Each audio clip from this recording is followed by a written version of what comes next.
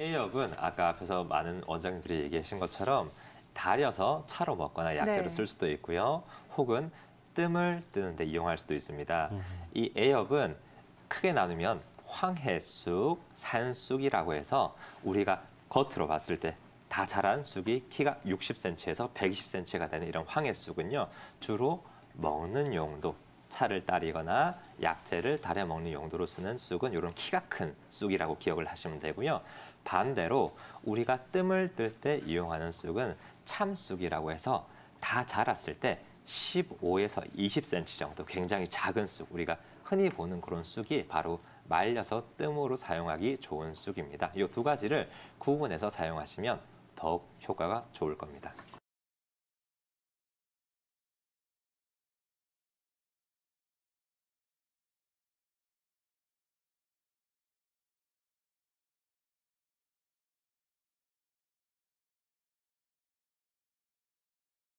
A엽 같은 경우는 본초강목의 저자 이시진이 냉대하를 치료하여 부인과의 요약이라고 설명하였습니다.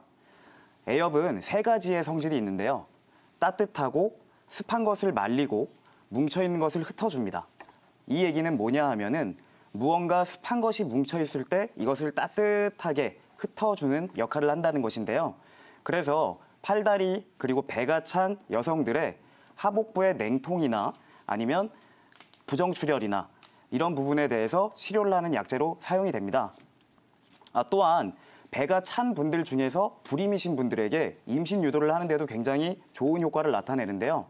평소에 내가 좀 몸이 차다라고 느껴지는 분들 가운데 피부에 염증이 있는 분들은 이 쑥을 말려서 마사지나 찜질을 하는 용도로 사용하셔도 되고 심지어 베개 속에 넣어서 사용하셔도 이 피부 질환에 좋은 효과를 얻으실 수 있습니다.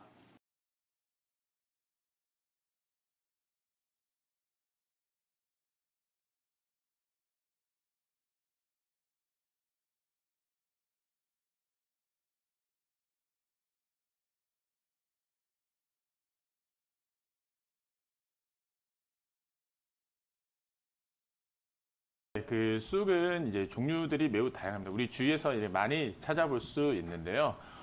대표적으로 방금 이제 말씀하셨던 이제 황해쑥, 이런 이제 참쑥, 이런 것들이 이제 애엽이라고 우리가 이야기를 합니다. 특히나 요거는 이제 강화도에서 난 쑥을 갖다 최고로 치기도 하는데요. 이것의 성질은 따뜻하고 이제 맛이 쓰고 이제 그러면서 이걸 갖다 쓸 때에는 부인과 질환이나 아니면은 출혈을 갖다가 멈출 때 또는 이제 그 태아를 갖다 진정시킬 때, 그러니까 태동 불안 이런 부분들을 갖다가 안태하는 이런 역할들을 합니다.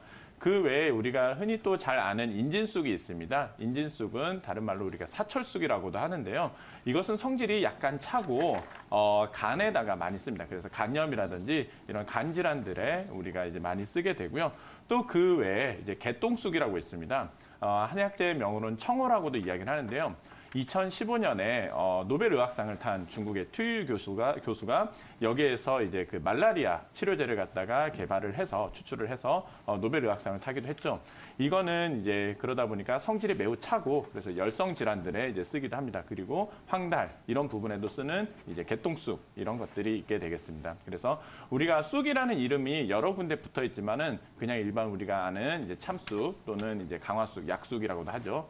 그리고 인진쑥, 그리고 청호 이것들이 각자 다 역할들이 다르고 효능이 다르기 때문에 이런 부분에서 좀 주의를 해서 복용을 하시거나 이렇게 사용들을 하셔야겠습니다. 이제 쑥 같은 경우는 우리가 단군 신화에서도 찾아볼 수가 있죠. 그 곰이 이제 이 사람이 되기 위해서 쑥과 마늘만 먹으면서 이렇게 살았을 정도로 100일을 갖다 보냈을 정도로 사실 복용에 있어서 특별히 주의해야 될 점이 그렇게 많지는 않습니다. 다만 이거는 좀 기억을 하셔야 되는데요.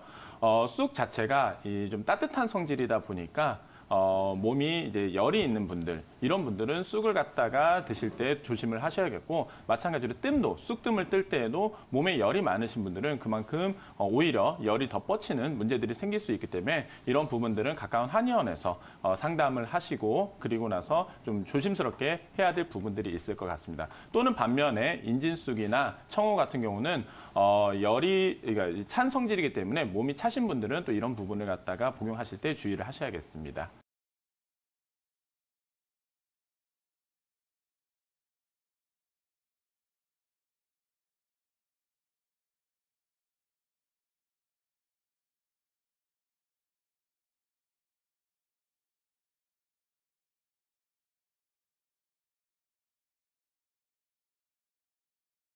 아까도 말씀을 드렸지만 여성 질환이 있으신 분들에게 에업은 꼭 필수적인 약초입니다.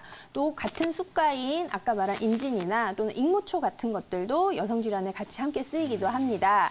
네, 아마 쑥과 익모초는 평상시에 다른 분들도 많이 들어보셨을 거예요.